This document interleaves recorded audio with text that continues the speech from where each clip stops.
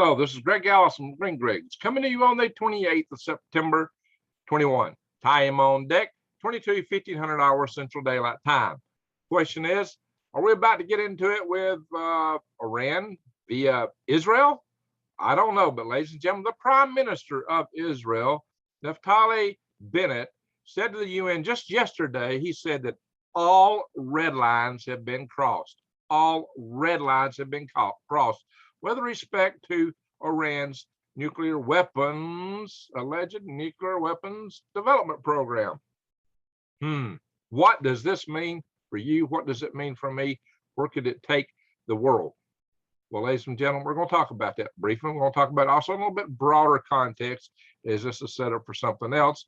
Or is this just gamemanship? What is being posed here? I bring this to you as part of my Eyes Wide Open and Head on a Swivel series. And I consider my followers swivel heads because you do keep up what's going on in the world, and I help you do that with my analysis. Now, ladies and gentlemen, I'll bring you a lot of stories like this about things going on, just so that you will know how to keep up with the world, because this is a proposition of my channel, help you survive, thrive, and stay out of the hive.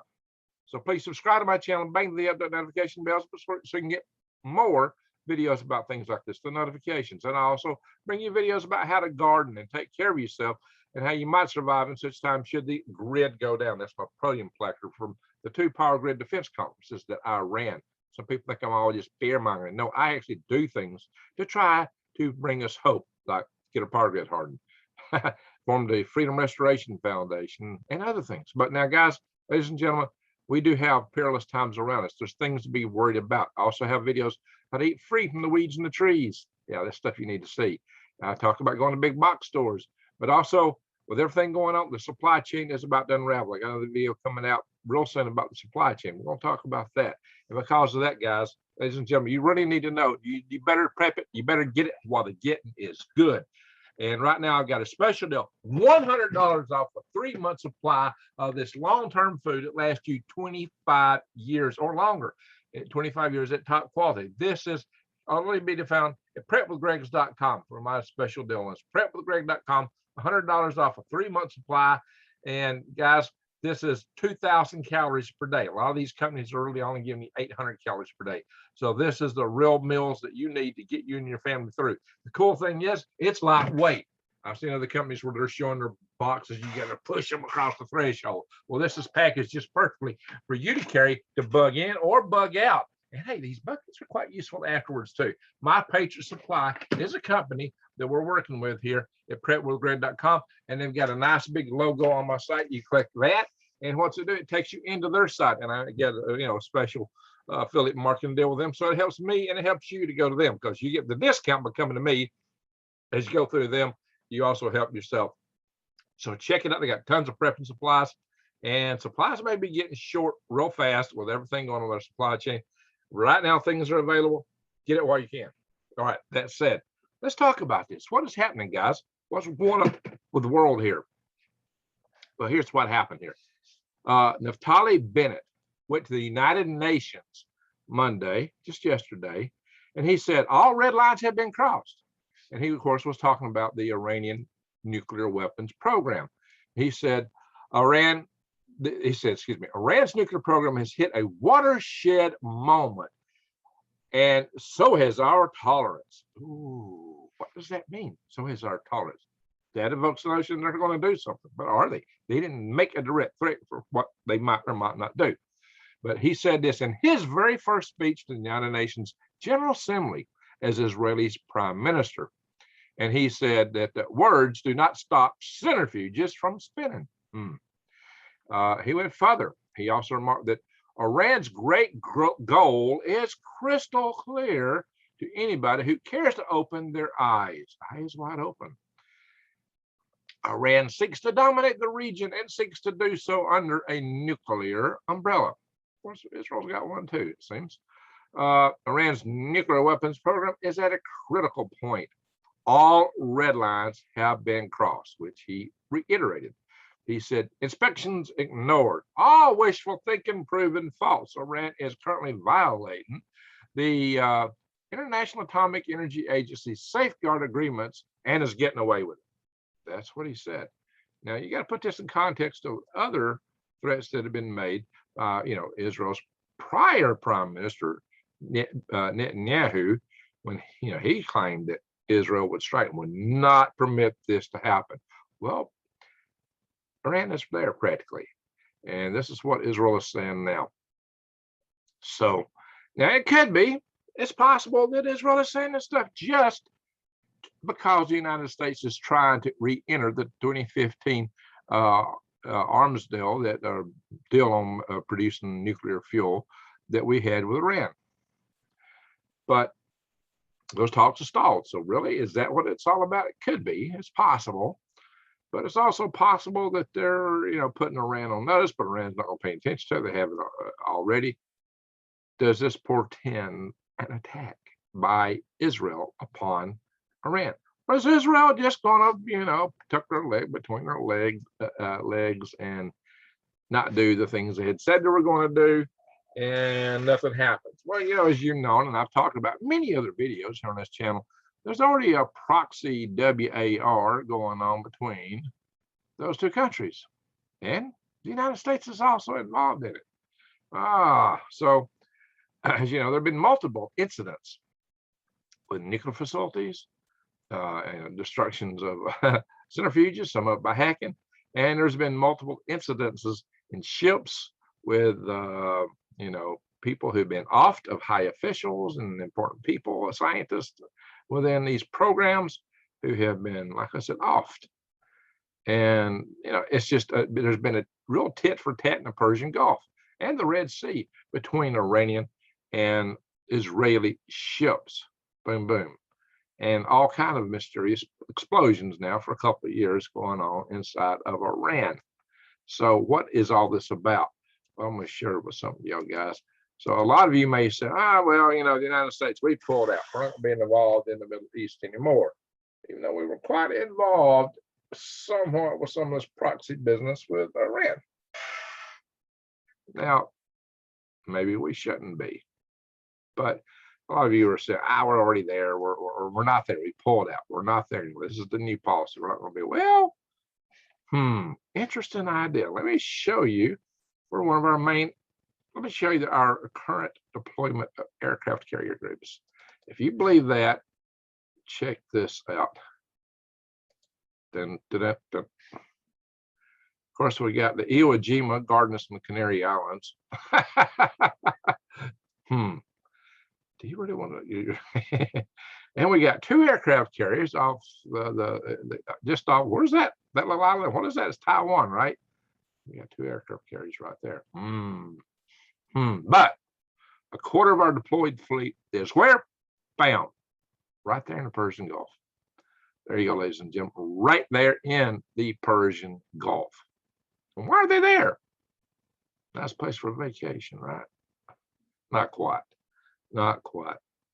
So guys, we haven't backed out of this. We're not out of it. And so, as I mentioned before, many times on this channel, let me start this share. Halo. So I say many times. The head of the Iranian Revolutionary Guard was told by an analyst there that, hey, there are reports are out that there's 9 critical substations in the United States that can be taken out and take down the entire electrical grid. I mean, just fry it for, practically forever. You can fry these big high voltage transformers. The ones that are, big as a house, like 200 to 400 tons each. Yeah, just 9 substations. Got these. If you take these 9 key ones out, American grid will die from cascading failures, and this will cause propagation of failures, and other big transformers will get burned out too, trying to redistribute the load. And the Iranian general just replied, 9? We've already got 20 targeted with sleeper cells. That was his response. Now, I've mentioned that many times. That's not new news to the old followers on my channel. It might be for some of you. But that just kind of puts it in context that, dealing with Iran is not going to be a cakewalk if we get into that. Not a cakewalk at all. Of course, with them building that stuff, for a country like Israel, it's only got 2 population centers of any consequence, any one of which, if taken out, would take Israel. And it really got 1, key population center. You know, and I've shown that on maps. I'm not going to get all into that. But guys, Israel's very vulnerable, extremely vulnerable. Of course, it's thought that, you know, Israel has this many times 100 or more things that go boom really large in the, you know, in the megaton range. So Israel's no lightweight. So why would Iran be so single-minded in the pursuit of developing these? Maybe it's to keep themselves from being ran over, or is it to have this umbrella? Is this something we should engage on? Is it something that Israel will engage on? I mean, I really got to back and say now, what is our true vested interest there? So that's a good question. What is our true vested interest there? Should we be involved? We are. We're already there. So that question is moot at the moment. We are there and we have been involved in this stuff. Now, another bigger question is Iran being prompted to do this to create a multiple front situation to give China a hedge should they decide to make a move on Taiwan, i.e. things here will start to pop off. And that's at the point that China might decide to make their move. And it might be North Korea will make a move too. Maybe, you know, some other players of Russia might go into Ukraine. Maybe if they all move at the same time, we're paralyzed. Of course, a lot of our forces are being told they're not going to be deployable on our side if they don't take a certain. All of our special forces are being told that. Navy SEALs are being told that. And you know, we're in a dire situation in that regard. If we have to deal with a big move by China, moving a whole bunch of chess pieces on the board at once in order to make us stumble. Well, you know, I've talked about how we, you know, could deal with China, but basically containing them with blockades. If we should get into that, of course, their overland routes would have to be dealt with, and that's where India would come in. But India's seeing some challenges too right now. The chess pieces are being moved around. China is thumping their chest and talking and telling their space forces. Xi Jinping just went and talked to their space forces. I should do separate videos and told them to prepare for war. These are the guys who are most likely to launch things like a high altitude EMP or HEMP, as they call it, which would, you know, 100 200 miles over North America would take down our power grid. Bam, just like that, and leave us blind. Not a pretty thing to imagine. It would be catastrophic and horrible. Oh yeah, we got all these submarines out there. The guys without that emergency activation alert, they don't do anything, and they got to get that communication. And our comm systems and a lot of our strategic stuff are built to 50,000 volts per meter hardness. But the EMP super weapon, now that's not no standard. So I'm not revealing anything that's classified here. And what former NASA administrator and actually a Soviet weapons expert, Dr. William Graham, read before Congress, said before Congress, which is in the congressional record, by the way, which this is not classified, as he claimed that Soviet scientists told him, Soviet generals, let me rephrase, told him that they had 200,000 volt per meter super EMP weapons developed by the Soviet Union and Russia after the wall fell. And they further iterated that technology got transferred to North Korea. Wow. Just saying, guys, these are interesting times. Let's hope that these things come to pass. You know, vigilance is key, but our military is kind of shaken right now after Afghanistan. Supposedly we've done this to redeploy to be a to concentrate on, superpowers, to a more strategic approach for our military. Yeah, but we still got that aircraft carrier group. Where? Nah, it ain't there. There it is. So what does all this mean? I'm not saying this is going to happen.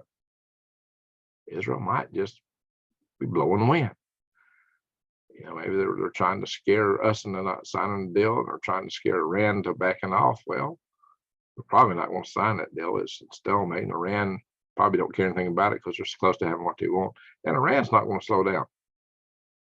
So Israel will really step up the plate. Well, they've done it many other times in many other countries, and they've done strikes. But that's a little different with Iran. They got a lot further to go. They will only do it if they have cooperation from some other major country. Probably, believe it or not, most likely Saudi Arabia. Saudi Arabia feels threatened because they're also in a proxy, with Iran, through the Houthis in Yemen. So there you have it. We are in interesting times. What's going to come out of it? Tell you what needs to come out of it. You need to be prepared. You need to be ready. Just get ready. Do it not only on the physical level, or like you get supplies, which you got to keep that going to keep yourself and your family safe, but you got to do it on a spiritual level. Make yourself right with your Creator, and you better do it mentally. You better start. Look, so many things are going on right now. This is just one little thing.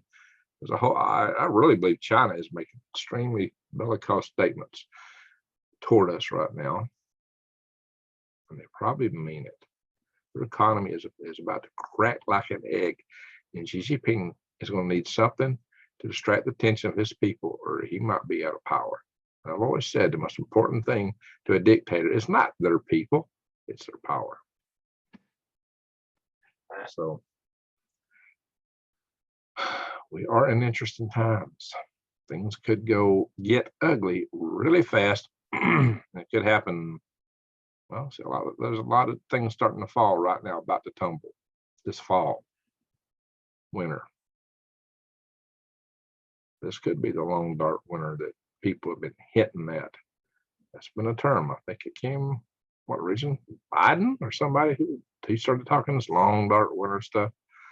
Could happen. Could happen. Be ready. Be prepared.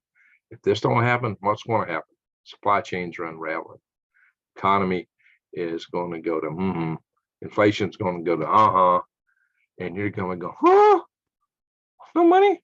If I had it, what's it worth? A barrel of money to buy a loaf of bread. What's to talk about in Revelations? You work all day to buy a loaf of bread. Yeah, guys. We might get there. It could happen. Could happen. All right. And hey, the United States, we may be going to default. There's a lot of stuff that may happen. Why? If we don't go into default, if we pass a $3.5 trillion spending bill, where's that going to take us? That's going to fundamentally change America and perhaps in the direction of socialism, some people think. And then there's Biden administration to get us, the United States, into this small treaty with the UN, which would have international oversight. Other countries could provide oversight against our amendment number. Really? As Xi Jinping has often said, we have too many of these here in the United States.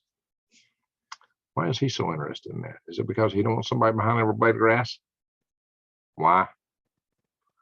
All right, guys. I didn't know one thing. I believe in the power of intention. I believe in the power of prayer. I also believe that you got to take actions in your own hands, and that's the best thing to do. There's prep and pray. That's my advice for today. And with that, I'm going to say, in spite of all these things, as light dispels dark, love still dispels hate. There's good and bad people in every race, religion, hamlet, town, anywhere in the world. Some may be deluded because they're only getting news from one source, but there's still going to be a few bright stars any place you go. So as light dispels dark, love dispels hate. Go out and shine your love light in the world. With that said, thank you for watching.